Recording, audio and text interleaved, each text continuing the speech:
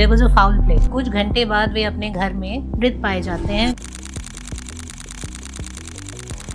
क्या एविडेंस आपको सबसे स्ट्रॉन्ग लगा? कौन सी ऐसी घटना घटी है जिसमें लोगों के मरने पे डाउट हो या थ्योरियां हो? तो घूम फिर के श्यामा प्रसाद मुखर्जी की, सुभाष बोस खैर नंबर 1 थे, और ये दीनदयाल उपाध्याय की, राम मनोहर लोहिया की और शास्त्री जी की, इनके बारे में कहा जाता है कि इनकी मौत नेचुरल नहीं है। और सबसे ज्यादा जो बात होती थी वो तलवार की नोक पर या एटम बॉम्ब के डर से कोई हमारे देश को झुकाना चाहे, दबाना चाहे, ये देश हमारा दबने वाला नहीं, ये देश हमारा दबने वाला नहीं।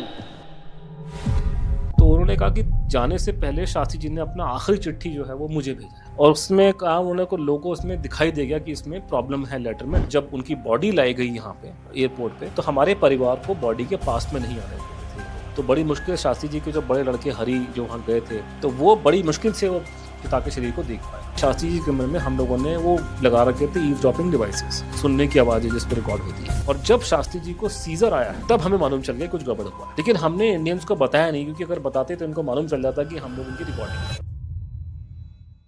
कि रात को 3 बजे केजीबी ने हमको अरेस्ट कर लिया कि उनको शक था कि इसको जहर दिया गया। विवेक अग्निहोत्री जी ने फिल्म बनाई इसके ऊपर, उसकी वजह से ही केस जो है ये जिंदा हुआ है। अगर नहीं तो हम लोग पॉडकास्ट भी नहीं कर रहे थे इस केस के ऊपर। पर बात वही आती है कि अगर इतना सब कुछ हो गया और आपकी बातों से ये पता चल रहा है कि सिर्फ इसमें इंडिया के लोगों का लोन फायदा नहीं था, रशिया में भी कुछ ऐसा फाउल प्ले हुआ है, किसको फायदा था शास्त्री जी को हटाने? अब देखिए उसमें ये था कि